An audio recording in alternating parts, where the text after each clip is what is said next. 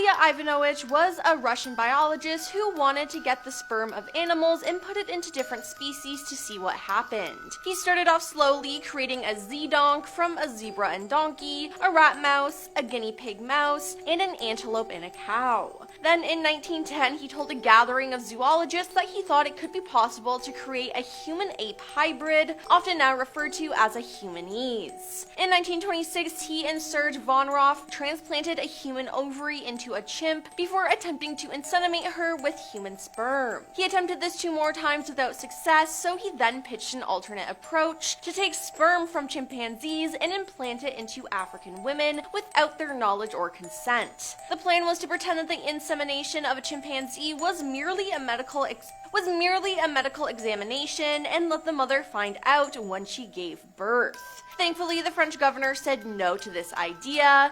Ilya then traveled to Abkhazia with 20 apes and was able to convince people to go along with his plan. 5 women or more volunteered for his experiment. Then he had the women, but no apes survived long at the ape nursery, so he found himself out of sperm. Now, before he could ship more, the Soviet Academy of Sciences heard about his plans to inseminate women in Africa without consent, and all support for the project was taken away. Next is Project 4.1. Castle Bravo was the most powerful bomb detonated by the United States military ever. It was said to go off directly above Bikini Atoll of Bikini Bottom fame, but the United States made a mistake with Castle Bravo. It was the first nuclear device to use lithium deuteride as boosting fuel, which unexpectedly had a doubling effect. As lithium, when exposed to a neutron, becomes tritium, which then combined with already bonded deuterium significantly boosts the intensity of the reaction. Castle Bravo was well over 2 times more powerful than they expected. The 15 megaton blast tore out a massive crater from the coral and sand of Bikini Atoll, atomized this debris,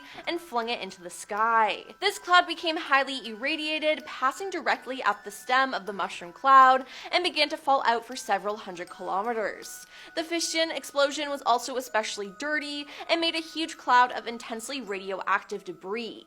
Right in the path of this cloud, as the wind carried it, were the Marshall Islands. Castle Bravo exposed some 239 Marshallese and 28 American servicemen. Now, rather than evacuating the island in the time that they had, or warning the population at all, the US decided to begin Project 4.1. For 40 years, the United States government observed as the Marshallese were dosed with very high levels of radiation, and then as that radiation destroyed their bodies and lives for decades. Radiation treatments were studied, but mostly the bare statistics were observed. Percentage and severity of birth defects went up by over 30%, while life expectancy decreased sharply and cancer became increasingly prevalent. Up to 69% of cases of cancer among the Marshallese can be tied directly to the Castle Bravo test. Next up is the human alien.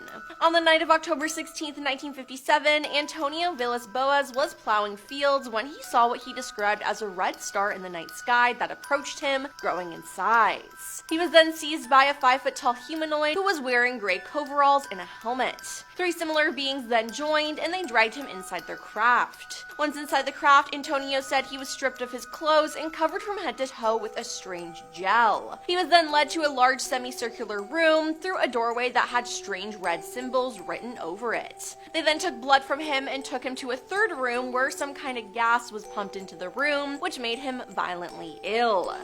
Shortly after this, Antonio was joined in the room by another humanoid, but this one, however, was female, very attractive, and naked, and the two had sexual intercourse. Antonio was then given back his clothing and taken on a tour of the ship by the humanoids. He was then escorted off the ship and watched it as it took off, glowing brightly. Now, when he returned home, he realized that only 4 hours had passed, and did he help create one of the first alien-human hybrids?